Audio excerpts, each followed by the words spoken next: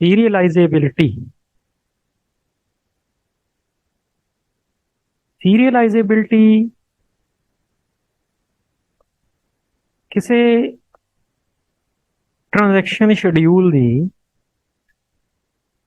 Serial होने की ability है। सीरियलाइजेबिलिटी मीनस वो सीरियल की तरह एग्जीक्यूट हो सकता है या नहीं हो सकता। सीरियल क्यों? क्योंकि सीरियल के नाल जिहड़ी आपां पिछे प्रॉब्लम डिस्कस की सी लॉस्ट अपडेट प्रॉब्लम वो नहीं आउंदी जे शेड्यूल सीरियल होवे। लॉस्ट अपडेट प्रॉब्लम आपां डिस्कस की भी एक ट्रांजैक्शन दूजी ट्रांजैक्शन दोनों चो एक दी जिहड़ी चेंजिस ने वो लॉस हो जांदियां ने क्योंकि उन्होंने विचकार इंटरप्ट कर दिता गया सी। तो क्योंकि दोनों टाइम शेयरिंग दे नाल चल रही सी इस करके सो सीरियलाइजेबिलिटी उस नॉन सीरियल शेड्यूल की सीरियल होने की एबिलिटी है कि वो सीरियल की तरह बिहेव कर सकता है कि वो इदां दी प्रॉब्लम ना आवे। मतलब इदां दी जिहड़ियां प्रॉब्लम्स ने लॉस्ट अपडेट प्रॉब्लम वर्गियां होर भी प्रॉब्लम्स ने वो ना आउण ਉਹਦੇ ਲਈ ਅਸੀਂ ਉਸ ਦੀ ਸੀਰੀਅਲਾਈਜ਼ੇबिलिटी ਚੈੱਕ ਕਰਦੇ ਹਾਂ।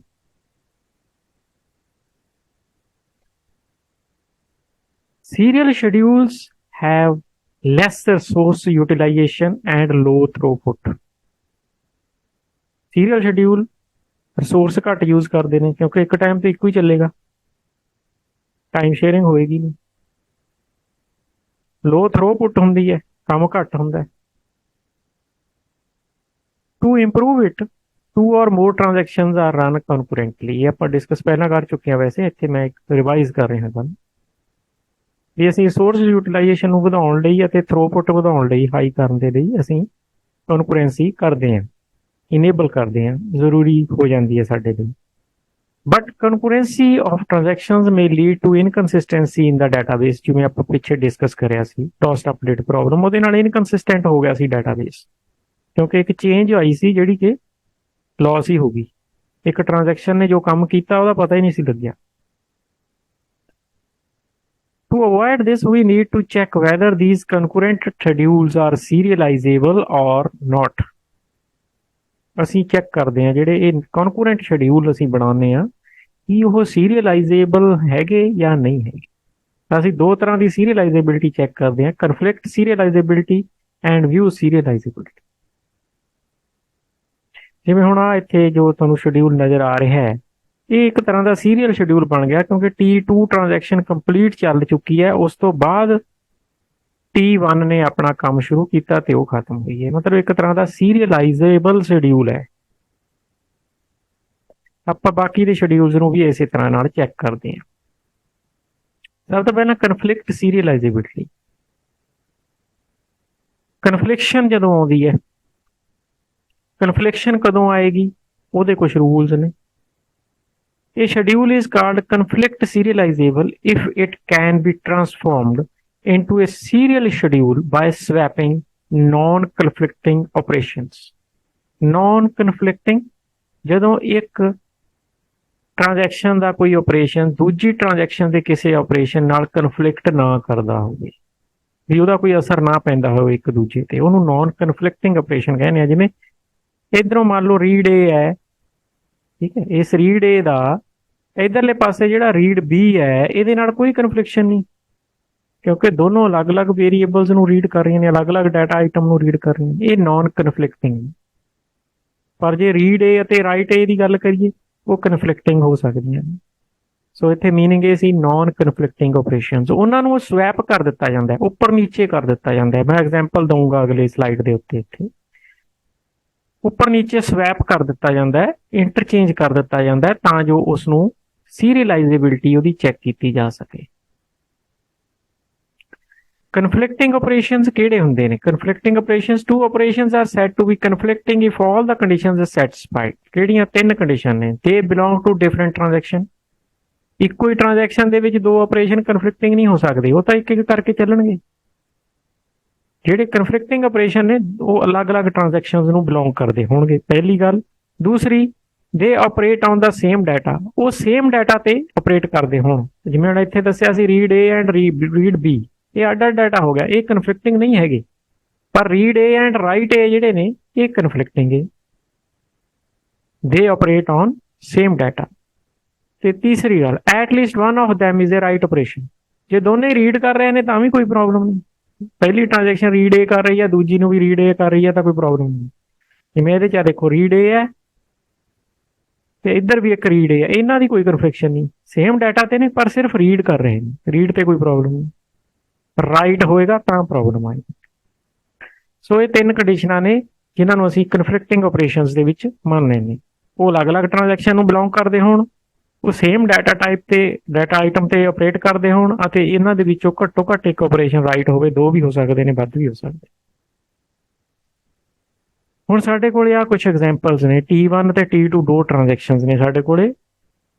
ਆ T1 ਹੈ, ਆ T2 ਹੈ, ਇਹਦੇ ਕੁਛ ਆ ਆਪਰੇਸ਼ਨ ਨੇ, ਇਹਦੇ ਕੁਛ ਆ ਆਪਰੇਸ਼ਨ ਨੇ। ਅਸੀਂ ਚੈੱਕ ਕਰਨੀ ਆ ਕਿ ਇਹ ਕਨਫਲਿਕਟ ਸੀਰੀਅਲਾਈਜ਼ੇਬਲ ਨੇ ਜਾਂ ਨਹੀਂ ਹੈਗੀ। ਤਾਂ ਸਾਡੇ ਕੋਲੇ ਆ ਕੁਛ ਆਪਰੇਸ਼ਨ ਨੇ।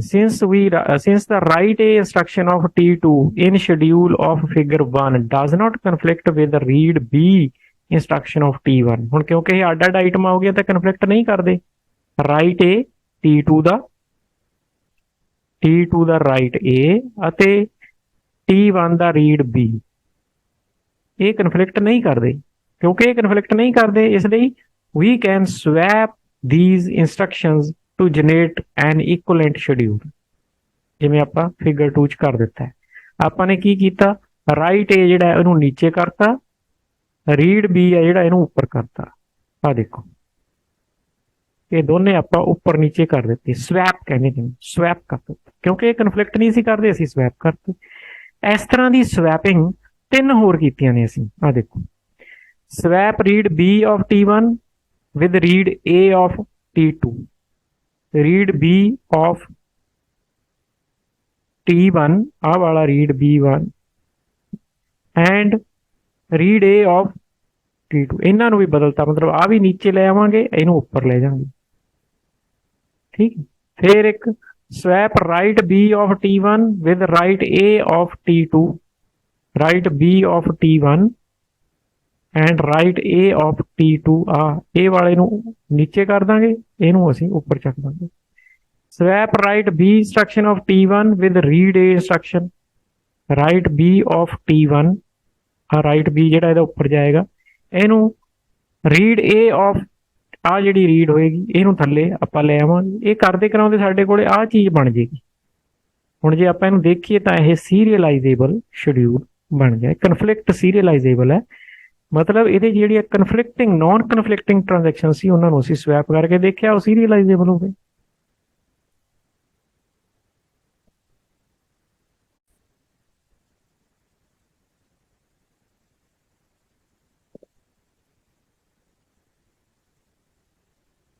व्यू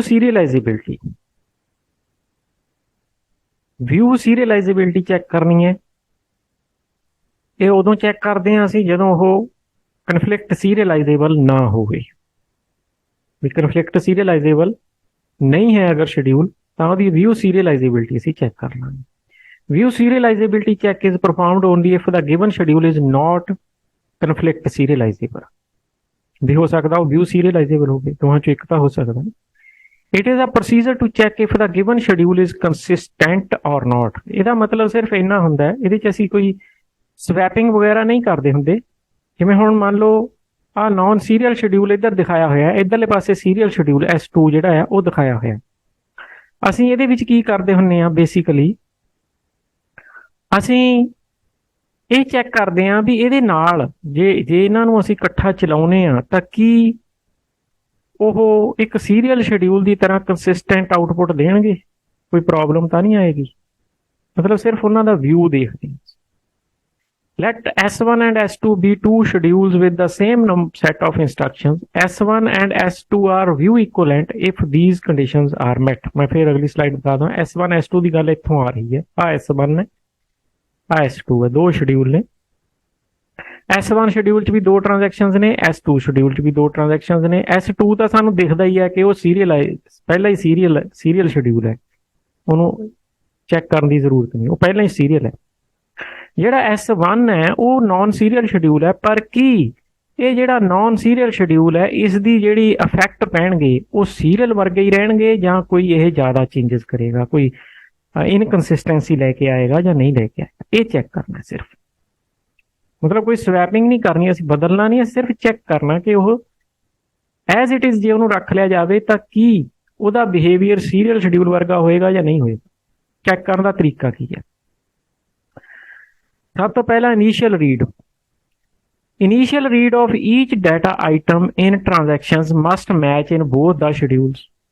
ਜਿਹੜੀ ਪਹਿਲੀ ਆਈਟਮ ਦੋਨੋਂ ਸ਼ਡਿਊਲ 'ਚ ਰੀਡ ਹੋ ਰਹੀ ਹੈ ਉਹ ਸੇਮ ਹੋਣੀ ਚਾਹੀਦੀ ਹੈ। ਜਿਵੇਂ ਇੱਥੇ ਰੀਡ ਐਕਸ ਹੋ ਰਿਹਾ, ਇੱਧਰ ਵੀ ਪਹਿਲੀ ਆਈਟਮ ਆ ਜਿਹੜੀ ਰੀਡ ਐਕਸ ਹੋ ਰਹੀ ਹੈ, ਇਹਦਾ ਮਤਲਬ ਪਹਿਲੀ ਕੰਡੀਸ਼ਨ ਤਾਂ ਓਕੇ ਹੋਊਗੀ। ਦੂਜੀ ਕੰਡੀਸ਼ਨ ਕੀ ਹੈ? Final write. Final write operations on each data item must match in both schedules. ਦੋਨਾਂ ਸ਼ਡਿਊਲ 'ਚ ਫਾਈਨਲ ਰਾਈਟ ਕੀ ਹੋ ਰਿਹਾ? ਇਹਦੇ 'ਚ ਵੀ ਰਾਈਟ W ਹੋ ਰਿਹਾ, ਇਹਦੇ 'ਚ ਵੀ ਰਾਈਟ W ਹੋ ਰਿਹਾ। ਠੀਕ ਹੈ, ਇਹਦਾ ਮਤਲਬ ਇਹ ਕੰਡੀਸ਼ਨ ਵੀ ਪਾਸ ਹੋ ਗਈ। ਤੀਜੀ, update read। If in schedule S1 the transaction T1 is reading data item updated by T2, then in schedule S2 also the transaction T1 should read data item updated by T2। ठीक है, T2 ने कोई data item update की थी या T1 ने कर लो, कोई चक्कर वाली ऐसी गल नहीं है। जिवें मान लो आ देखो T1 ने एक डाटा आइटम अपडेट की थी, राइट करता X, T2 ਉਹਨੂੰ ਉਸ ਤੋਂ ਬਾਅਦ ਰੀਡ ਕਰ ਰਹੀ ਹੈ। ਇੱਧਰ ਉਦਾਂ ਹੀ ਹੋਣਾ ਚਾਹੀਦਾ। T1 ਨੇ ਰਾਈਟ ਕੀਤਾ X, ਆ ਦੇਖੋ ਇਸ ਤੋਂ ਬਾਅਦ T1 ਨੇ ਕੁਝ ਨਹੀਂ ਕਰਿਆ ਤੇ T2 ਨੇ ਰੀਡ ਕੀਤਾ X, ਮਤਲਬ ਸੇਮ ਹੈ। ਤੀਜੀ ਕੰਡੀਸ਼ਨ ਵੀ ਪਾਸ ਹੋ ਗਈ। ਬਾਕੀ ਵੀ ਹੈਗੇ ਨੇ ਕਈ ਹੋਰ ਰਾਈਟ ਵਾਲੇ, ਜਿਵੇਂ ਆ ਦੇਖੋ T2 ਨੇ ਰਾਈਟ ਕੀਤਾ X, ਉਸ ਤੋਂ ਬਾਅਦ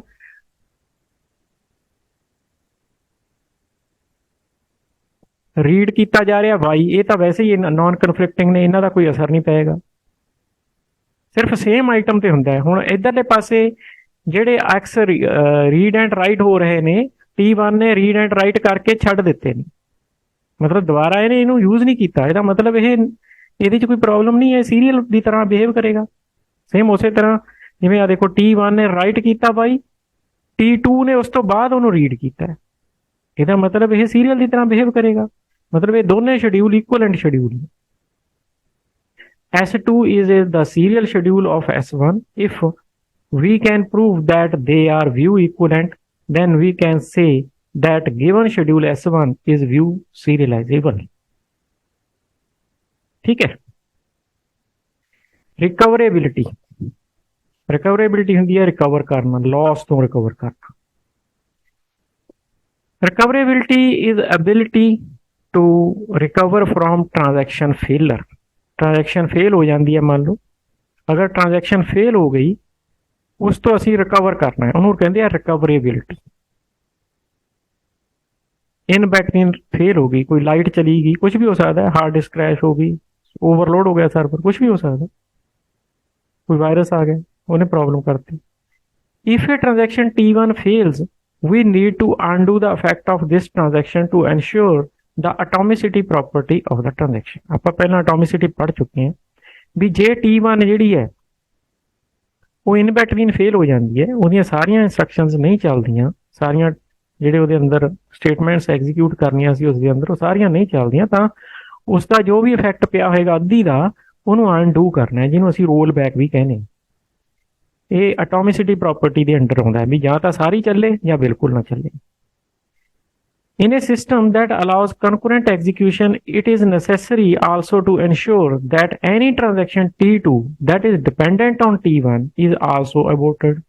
ਹੁਣ ਮੰਨ ਲਓ T1 ਵਿਚਾਲੇ ਫੇਲ ਹੋ ਗਈ, T1 ਤੇ ਡਿਪੈਂਡ ਕਰਦੀ ਸੀ ਕੋਈ T2, ਠੀਕ ਹੈ। ਹੁਣ ਜਦੋਂ T1 ਨੂੰ ਤੁਸੀਂ ਅਨਡੂ ਕਰੋਗੇ ਤਾਂ T2 ਨੂੰ ਵੀ ਅਨਡੂ ਕਰਨਾ ਪਏਗਾ, ਸਿੰਪਲ ਜੀ ਗੱਲ ਹੈ। ਕਿਉਂਕਿ ਤੁਸੀਂ T1 ਫੇਲ ਹੋ ਗਈ, ਉਹਨੂੰ ਤੁਸੀਂ ਜਿਹੜੀ ਚੇਂਜਸ ਉਹਨੇ ਕਰਨੀਆਂ ਸੀ ਉਹ ਵਾਪਸ ਕਰਤੀਆਂ, ਰੋਲ ਬੈਕ ਕਰਤੀਆਂ, ਤਾਂ ਜਿਹੜੀ ਉਹਦੇ ਤੇ ਡਿਪੈਂਡ ਕਰਦੀ ਹੈ ਉਹਨੂੰ ਵੀ ਰੋਲ ਬੈਕ ਕਰਨਾ ਪਏ। To achieve this surety, we need to place restrictions on the type of schedules permitted in the system. Recoverable schedule ਕਿਹੜਾ ਹੁੰਦਾ? Recoverable schedule ਜਿਸ ਨੂੰ ਅਸੀਂ ਕਹਾਂਗੇ ਕਿ ਕਾਸਕੇਡਿੰਗ ਸ਼ਡਿਊਲ ਵੀ ਇਹਨੂੰ ਕਹਿ ਦਿੰਦੇ ਆ ਕਈ ਵਾਰ ਅਸੀਂ, ਵੀ ਇੱਕ ਦਾ ਇਫੈਕਟ ਦੂਜੀ ਤੇ ਪੈ ਰਿਹਾ, ਇੱਕ ਨੂੰ ਰੋਲ ਬੈਕ ਕਰਤਾ ਦੂਜੀ ਨੂੰ ਵੀ ਕਰਨਾ ਹੈ। ਇਹ schedule that can be successfully rolled back in case of any failure is known as recoverable schedule। ਜਿੱਥੇ ਕੋਈ ਪ੍ਰੋਬਲਮ ਆਉਂਦੀ ਹੋਵੇ ਉਹਨੂੰ ਰਿਕਵਰੇਬਲ ਨਹੀਂ ਕਹਿੰਦੇ। ਰਿਕਵਰੇਬਲ ਉਹ ਹੈ ਜੋ ਰੋਲ ਬੈਕ ਆਸਾਨੀ ਨਾਲ ਹੋ ਸਕੇ ਬਿਨਾਂ ਕਿਸੇ ਪ੍ਰੋਬਲਮ। ਇਹ cascading schedule is classified as recoverable schedule. ਇਹ ਰਿਕਵਰੇਬਲ ਸ਼ਡਿਊਲ ਇਜ਼ ਕਾਸਕੇਡਿੰਗ ਮਤਲਬ ਇੱਕ ਤੋਂ ਬਾਅਦ ਦੂਜੀ, ਦੂਜੀ ਤੋਂ ਬਾਅਦ ਤੀਜੀ, ਇੱਦਾਂ ਟ੍ਰਾਂਜੈਕਸ਼ਨ ਚੱਲੀਆਂ ਨੇ। ਜੇ ਪਹਿਲੀ ਨੂੰ ਰੋਲ ਬੈਕ ਕਰਨਾ, ਤੀਜੀ ਵੀ, ਦੂਜੀ ਵੀ, ਪਹਿਲੀ ਵੀ, ਸਾਰੀਆਂ ਰੋਲ ਬੈਕ ਹੋ ਜਾਣ, ਉਹਨੂੰ ਕਾਸਕੇਡਿੰਗ ਕਹਿੰਦੇ, ਕਾਸਕੇਡਿੰਗ ਇਫੈਕਟ।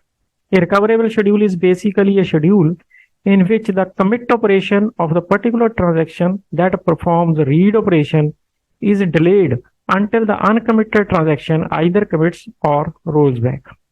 लाइन थोड़ी लंबी हो सकती है पर इन्हें समझने की कोशिश करो। A recoverable schedule is basically a schedule in which the commit operation केड़ा होंदा है जो finally transaction दियां changes ਨੂੰ permanent करता है, ਉਹਨੂੰ commit operation कहते हैं। ਮਤਲਬ ਜਿਵੇਂ ਰਾਈਟ ਕਰਤਾ ਤੁਸੀਂ ਉਸ ਤੋਂ ਬਾਅਦ ਕਮਿਟ ਹੁੰਦਾ ਉਹ ਸਾਨੂੰ ਕਰਨਾ ਨਹੀਂ ਇੱਥੇ ਪੈਂਦਾ, ਜਿਵੇਂ ਇੱਥੇ ਤਾਂ ਦਿਖਾਇਆ ਹੋਇਆ ਮੈਂ, ਅਦਰਵਾਈਜ਼ ਉਹ ਆਟੋਮੈਟਿਕਲੀ ਵੀ ਹੋ ਜਾਂਦਾ ਹੁੰਦਾ ਡਾਟਾਬੇਸਿਸ ਦੇ ਵਿੱਚ। ਤਾਂ ਜਿਹੜਾ ਕਮਿਟ ਆਪਰੇਸ਼ਨ ਆ ਉਹਨੇ ਪਰਮਾਨੈਂਟ ਸੇਵ ਕਰਨਾ ਹੁੰਦਾ। ਜੇ ਕਮਿਟ ਹੋ ਜਾਵੇ ਨਾ ਉਹ ਰੋਲ ਬੈਕ ਨਹੀਂ ਹੁੰਦੀ। ਕਮਿਟ ਜਿਹੜਾ ਆਪਰੇਸ਼ਨ ਹੈ ਉਹ ਬਾਅਦ ਦੇ ਵਿੱਚ ਆਪਾਂ ਉਹਦੇ ਤੇ ਜਦੋਂ ਕਮਿਟ ਕਰਦੇ ਹਾਂ ਉਹ permanent save data permanent save ਹੋ ਜਾਂਦਾ ਉਹਦੇ ਨਾਲ। Basically, a schedule in which the operation of the particular transaction that performs read operation is delayed until the uncommitted transaction either the commits or rollback। मतलब जिमें मान लो भी एक transaction ने कोई चेंजेस कीतियां ਉਹਦਾ ਕਮਿਟ ਕਰਨਾ ਹੈ, ਉਹ ਕਮਿਟ ਉਹਨਾਂ ਚਿਰ ਤੱਕ ਡਿਲੇ ਕਰਕੇ ਰੱਖੋ ਜਿੰਨਾ ਚਿਰ ਤੱਕ ਦੂਜੀ ਟ੍ਰਾਂਜੈਕਸ਼ਨ ਉਸ ਨੂੰ ਜਿਹੜੀ ਉਹ ਤੇ ਡਿਪੈਂਡ ਕਰਦੀ ਹੈ ਉਹਨੂੰ ਰੀਡ ਕਰਕੇ ਆਪਦਾ ਕੰਮ ਕੰਪਲੀਟ ਨਹੀਂ ਕਰ ਲੈਂਦੀ। ਠੀਕ ਹੈ, ਜਾਂ ਤਾਂ ਉਹ ਰੋਲ ਬੈਕ ਹੋ ਜਾਵੇ ਜਿਹੜੀ ਉਹਦੇ ਤੇ ਡਿਪੈਂਡ ਕਰਦੀ ਹੈ, ਜਾਂ ਉਹ ਆਪਦਾ ਕਮਿਟ ਪੂਰਾ ਕਰ ਦੇਵੇ। ਆਹ ਟ੍ਰਾਂਜੈਕਸ਼ਨ ਦੇਖੋ ਇੱਥੇ ਪਤਾ ਲੱਗ ਜਾਏਗਾ, ਜਿਵੇਂ ਟ੍ਰਾਂਜੈਕਸ਼ਨ T1 ਨੇ ਰੀਡ ਕੀਤਾ ਤੇ ਰਾਈਟ ਕੀਤਾ, ਇਹਦਾ ਕਮਿਟ ਇੱਥੇ ਹੋ ਸਕਦਾ ਸੀ ਪਰ ਆਪਾਂ ਨਹੀਂ ਕੀਤਾ, ਇਹਨੂੰ ਡਿਲੇ ਕਰ ਦਿੱਤਾ। ਜਿੰਨਾ ਚਿਰ ਤੱਕ T2 ਉਸੇ ਆਈਟਮ ਨੂੰ ਰਾਈਟ ਕਰਕੇ ਰੀਡ ਕਰਕੇ ਕੰਪਲੀਟ ਨਹੀਂ ਕਰਦੀ, ਰਾਈਟ ਕਰ ਦਿੱਤਾ ਉਸਨੇ, ਰਾਈਟ ਤੋਂ ਬਾਅਦ ਰੀਡ ਹੋ ਗਿਆ, ਇਹਦਾ ਮਤਲਬ ਉਸ ਤੋਂ ਬਾਅਦ ਆਪਾਂ ਕਮਿਟ ਕੀਤਾ ਦੋਨਾਂ ਨੂੰ। ਹੁਣ ਜੇ ਇਹਨਾਂ ਚੋਂ ਇੱਕ ਕਮਿਟ ਪਹਿਲਾਂ ਹੋ ਜਾਂਦਾ ਤਾਂ ਰੋਲ ਬੈਕ ਕਰਨਾ ਔਖਾ ਹੋ ਜਾਣਾ। ਠੀਕ ਹੈ, ਸੋ ਜਿੰਨਾ ਚਿਰ ਤੱਕ ਕੋਈ ਅਨਕਮਿਟਡ ਟ੍ਰਾਂਜੈਕਸ਼ਨ ਪਈ ਹੈ ਉਸ ਸ਼ਡਿਊਲ ਦੇ ਵਿੱਚ, ਉਹਨਾਂ ਚਿਰ ਤੱਕ ਟ੍ਰਾਂਜੈਕਸ਼ਨ ਦਾ ਜਿਹੜਾ ਕਮਿਟ ਹੈ ਉਹਨੂੰ ਡਿਲੇ ਕਰਕੇ ਰੱਖਣਾ। ਇਹ ਇਸ ਲਾਈਨ ਦਾ ਮਤਲਬ ਹੈ। A recoverable schedule is one where for each pair of transactions T1 and T1 such that T2 reads the data item previously written by T1। T1 ਨੇ ਆ ਆਈਟਮ ਰਾਈਟ ਕੀਤੀ ਹੈ, ਉਸੇ ਨੂੰ T2 ਨੇ ਉਸੇ ਤਰ੍ਹਾਂ ਨਾਲ ਰੀਡ ਕਰਨਾ ਹੈ, ਆ ਰੀਡ ਕੀਤਾ ਜਾ ਰਿਹਾ ਨੀਚੇ। ਠੀਕ ਹੈ, तो अगर T1 ਦਾ ਲਿਖਿਆ ਹੋਇਆ ਡਾਟਾ T2 ਰੀਡ ਕਰ ਰਹੀ ਹੈ, the commit operation of T1 appears before the commit operation of T2। T2 ਦੇ ਕਮਿਟ ਤੋਂ ਪਹਿਲਾਂ T1 ਦਾ ਕਮਿਟ ਆਉਣਾ ਚਾਹੀਦਾ ਹੈ। ਇਹ ਰਿਕਵਰੇਬਲ ਸ਼ਡਿਊਲ। ਹੁਣ ਜੇ ਆਹ ਕਮਿਟ ਦੇ ਵਿੱਚ ਕੋਈ ਪ੍ਰੋਬਲਮ ਆਏਗੀ, ਇਹ ਰੋਲ ਬੈਕ ਹੋਏਗਾ ਤਾਂ ਆਹ ਵੀ ਰੋਲ ਬੈਕ ਹੋ ਜਾਏਗਾ, ਦੋਨੋਂ ਸ਼ਡਿਊਲ ਰੋਲ ਬੈਕ ਹੋ ਜਾਣਗੇ। ਮੇਨ ਮਕਸਦ ਇੱਥੇ ਇਹ ਦੱਸਣ ਦਾ ਸੀ ਵੀ ਇਹ ਕਾਸਕੇਡਿੰਗ ਦਾ ਕੀ ਮਤਲਬ ਹੈ, ਵੀ ਆਹ ਟ੍ਰਾਂਜੈਕਸ਼ਨ ਤੋਂ ਬਾਅਦ ਇਹ ਟ੍ਰਾਂਜੈਕਸ਼ਨ, ਉਸ ਤੋਂ ਬਾਅਦ ਇਹਦਾ ਕਮਿਟ, ਉਸ ਤੋਂ ਬਾਅਦ ਇਹਦਾ ਕਮਿਟ, ਇਹਨੂੰ ਕਾਸਕੇਡਿੰਗ ਕਹਿੰਦੇ। ਇਹਦੇ ਨਾਲ ਕੀ ਹੋਏਗਾ ਕਿ ਜੇ ਇਸ ਕਮਿਟ ਪਹਿਲੀ ਟ੍ਰਾਂਜੈਕਸ਼ਨ ਜਿਹੜੀ T1 ਹੈ, ਕਿਉਂਕਿ T1 ਤੇ T2 ਡਿਪੈਂਡ ਕਰਦੀ ਹੈ, ਜੇ T1 ਦਾ ਕਮਿਟ ਕਿਸੇ ਤਰ੍ਹਾਂ ਨਾਲ ਫੇਲ ਹੋ ਜਾਂਦਾ ਹੈ, ਇਹਨੂੰ ਰੋਲ ਬੈਕ ਕਰਨਾ ਪੈਂਦਾ ਹੈ, ਤਾਂ ਕਿਉਂਕਿ T2 ਦਾ ਜੇ ਕਮਿਟ ਨਹੀਂ ਹੋਇਆ ਹੋਏਗਾ, ਇਸ ਕਰਕੇ ਉਹ ਵੀ ਰੋਲ ਬੈਕ ਕਰ ਦਿੱਤੀ ਜਾਏਗੀ। ਯਾਨੀ ਇਸ T2 ਦਾ ਕਮਿਟ ਜਿਹੜਾ ਉਹਨਾਂ ਚਿਰ ਡਿਲੇ ਰੱਖਣਾ ਹੈ ਜਿੰਨਾ ਚਿਰ ਤੱਕ T1 ਦਾ ਕਮਿਟ ਆ ਜਿਹੜਾ ਉਹ ਪੂਰਾ ਨਹੀਂ ਹੋ ਜਾਂਦਾ। ਇਹ ਰਿਕਵਰੇਬਲ ਸ਼ਡਿਊਲ ਇਹਨੂੰ ਕਹਿੰਦੇ ਆ, ਜਾਂ ਕਾਸਕੇਡਿੰਗ ਸ਼ਡਿਊਲ ਵੀ ਕਹਿ ਸਕਦੇ। ਕਾਸਕੇਡ ਲੈਸ ਸ਼ਡਿਊਲ, ਜਿਸ ਦੇ ਵਿੱਚ ਕਾਸਕੇਡਿੰਗ ਨਹੀਂ ਹੋ ਸਕਦੀ, ਉਸ ਨੂੰ ਆਪਾਂ ਕਾਸਕੇਡਿੰਗ ਲੈਸ ਕਹਾਂਗੇ। When a transaction is not allowed to read data until the last transaction which has written it is committed or aborted. When a transaction is not allowed to read data until the last transaction which has written it is committed, these type of schedules are cascadeless schedules. ਜਿਵੇਂ ਹੁਣ ਇੱਥੇ ਦੇਖੋ, ਇਹਨੇ read ਕੀਤਾ, ਇਹਨੇ right ਕੀਤਾ, ਠੀਕ ਹੈ, ਇਹਨੇ ਫਿਰ ਉਸੇ ਤਰ੍ਹਾਂ ਨਾਲ ਆਪਣੀ ਟ੍ਰਾਂਜੈਕਸ਼ਨ ਐਗਜ਼ੀਕਿਊਟ ਕੀਤੀ, ਇਹਦਾ ਕਮਿਟ ਹੈ ਜਿਹੜਾ ਇਹਦੇ ਰੀਡ ਕਰਨ ਤੋਂ ਪਹਿਲਾਂ ਆ ਗਿਆ, ਇਹਦਾ ਕਮਿਟ ਇਹਦੇ ਰੀਡ ਕਰਨ ਤੋਂ ਪਹਿਲਾਂ ਆ ਗਿਆ। ਇਹ ਕਾਸਕੇਡਲੈਸ ਸ਼ਡਿਊਲ ਹੈ ਕਿਉਂਕਿ ਇਹਦਾ ਕਮਿਟ ਹੋ ਚੁੱਕਿਆ, ਇਸ ਦਾ ਕਮਿਟ ਹੋਣ ਕਰਕੇ ਇਸ ਨੂੰ ਰੋਲ ਬੈਕ ਨਹੀਂ ਕੀਤਾ ਜਾ ਸਕਦਾ। A cascadeless schedule is one where for each pair of transactions T1 and T2 such that T2 reads a data item previously written by T1, the commit operation of T1 appears before the read operation of T2. Every cascadeless schedule is also recoverable schedule. पर उल्टा सही नहीं है। Every recoverable schedule may not be a cascadeless schedule, but every cascadeless schedule is also recoverable schedule, क्योंकि ਇਹਨੇ read ਇਸ ਨੂੰ ਬਾਅਦ ਚ ਕੀਤਾ ਹੈ, ਇਹਨੇ ਰੀਡ ਬਾਅਦ ਚ ਕੀਤਾ ਹੈ, ਇਹਨੇ ਕਮਿਟ ਕਰ ਦਿੱਤਾ, ਉਸ ਤੋਂ ਬਾਅਦ ਇਹਨੇ ਰੀਡ ਕੀਤਾ, ਇਸ ਕਰਕੇ ਇਹਦੇ ਆਪਰੇਸ਼ਨ ਦਾ ਇਹਦੇ ਤੇ ਕੋਈ ਇਫੈਕਟ ਨਹੀਂ ਪਏਗਾ, ਇਸ ਨੂੰ ਰੋਲ ਬੈਕ ਕਰਨ ਦੀ ਜ਼ਰੂਰਤ ਪਏਗੀ ਨਹੀਂ। ਰੋਲ ਬੈਕ ਕਰਨ ਦੀ ਜ਼ਰੂਰਤ ਉਦੋਂ ਪੈਂਦੀ ਹੈ ਜਦੋਂ ਇਸ ਕਮਿਟ ਤੋਂ ਪਹਿਲਾਂ ਇਹ ਰੀਡ ਕਰ ਲਵੇ, ਵੀ ਬਾਈ ਚਾਂਸ ਜੇ ਇਹ ਫੇਲ ਹੋ ਗਈ ਤਾਂ ਇਹਨੂੰ ਰੋਲ ਬੈਕ ਕਰਨਾ ਪਏਗਾ। ਹੁਣ ਇੱਥੇ ਤਾਂ ਰੀਡ ਹੀ ਬਾਅਦ ਚ ਹੋ ਰਿਹਾ, ਇਹਦੇ ਕੰਮ ਖਤਮ ਹੋਣ ਤੋਂ ਬਾਅਦ ਇਹਨੇ ਆਪਦਾ ਰੀਡ ਸ਼ੁਰੂ ਕੀਤਾ ਹੈ, ਇਹਦਾ ਮਤਲਬ ਇਹ ਕਾਸਕੇਡਲੈਸ ਸ਼ਡਿਊਲ ਹੈ, ਇਹ ਰਿਕਵਰੇਬਲ ਸ਼ਡਿਊਲ ਹੈ। ਸੋ ਇਹ ਸੀ ਆਪਣਾ, ਇੱਥੇ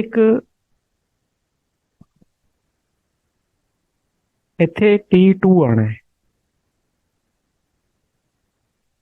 A recoverable schedule is one where for each pair of transactions T1 and T2 such that T2 reads the data item previously written by T1, the commit operation of T1 appears before commit operation of T2. ਜਿਸ ਦੇ ਵਿੱਚ ਆਪਾਂ ਰਿਕਵਰੇਬਲ schedule ਦੀ ਗੱਲ ਕਰਦੇ ਹਾਂ, ਕਾਸਕੇਡਲੈਸ ਦੀ ਬਾਰੇ ਆਪਾਂ ਗੱਲ ਕਰ ਹੀ ਲਈਏ। ਤੇ ਆ ਲਾਈਨ ਜਿਹੜੀ ਆਈ ਸੀ ਕਿ every cascadeless schedule is also recoverable schedule, ਕਿਉਂਕਿ ਉੱਥੇ ਕਮਿਟ ਰੀਡ ਕਰ ਦੂਜੀ ਟ੍ਰਾਂਜੈਕਸ਼ਨ ਦੇ ਰੀਡ ਤੋਂ ਪਹਿਲਾਂ ਆ ਜਾਂਦਾ।